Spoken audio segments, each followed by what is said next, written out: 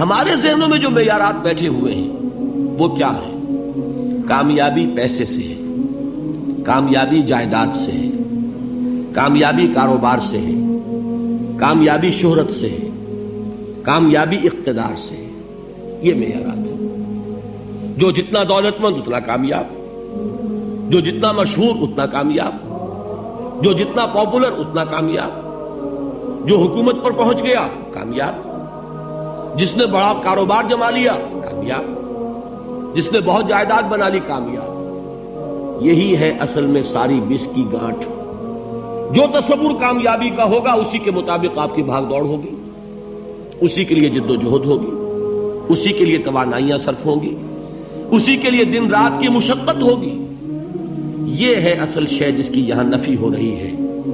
کامیابی دولت سے نہیں، کامیابی شہرت سے نہیں، کامیابی اقتدار اور طاقت اور حکومت سے نہیں، بلکہ کامیابی ہے ایمان سے، عمل صالح سے، تواصی بالحق سے، تواصی بالصبر سے.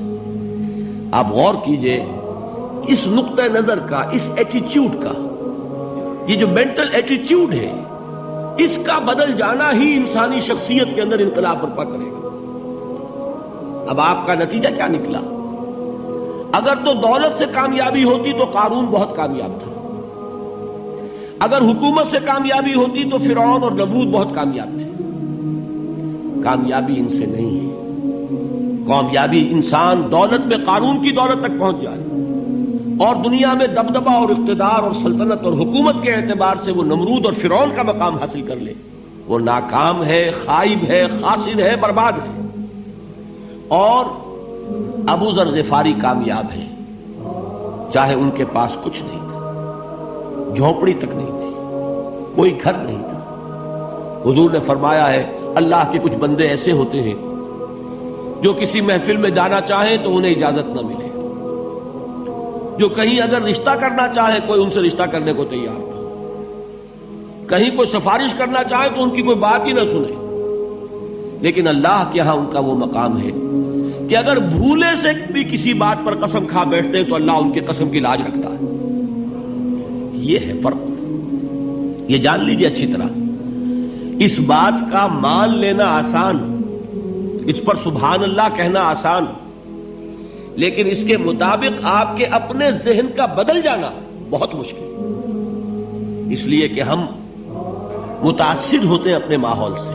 وہ بڑا محل ہے، دیکھ کر ایک دفعہ جھجری آتی ہے، وہ بڑی سی 20 فٹ لمبی کار سناٹے کے ساتھ آپ کے پاس سے گزر گئی. ایک دفعہ اعصاب کے اندر ارتعاش ہوتا ہے، محسوس ہوتا ہے بڑے یہ نصیبے والے لوگ ہیں، بڑے خوش نصیب، بڑے کامیاب.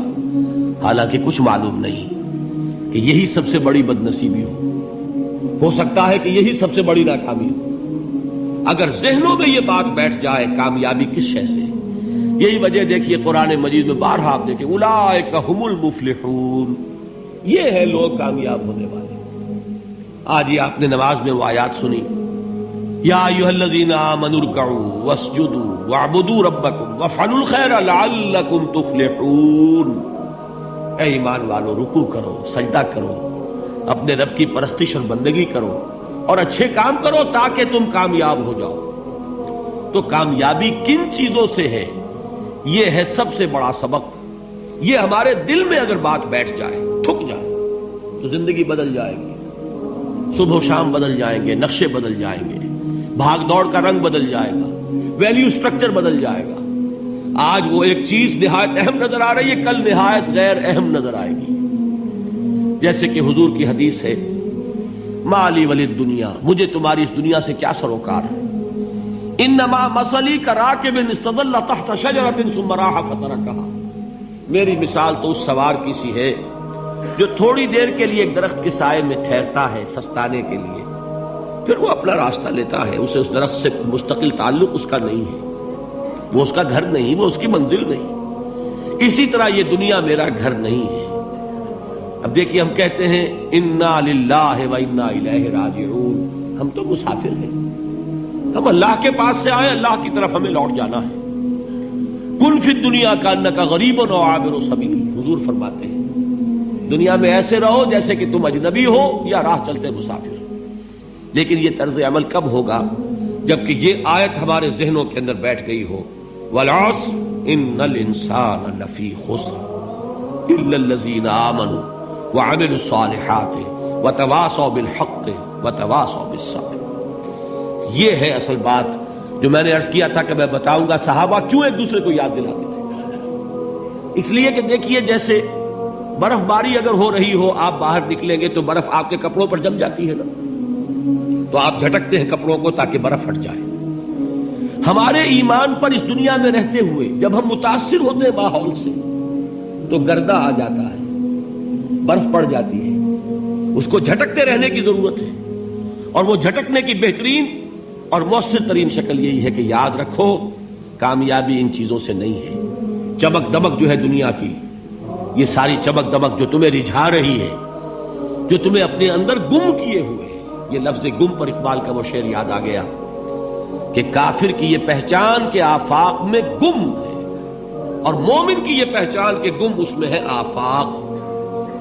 تم گم نہ ہو کر رہ جاؤ، اس میں مبہوت نہ ہو کر رہ جاؤ، مرعوب نہ ہو کر رہ جاؤ. دنیا ہی کی محبت تمہارے اوپر ڈیرے نہ ڈال دے، تمہارے دلوں کے اوپر مسلط نہ ہو جائے.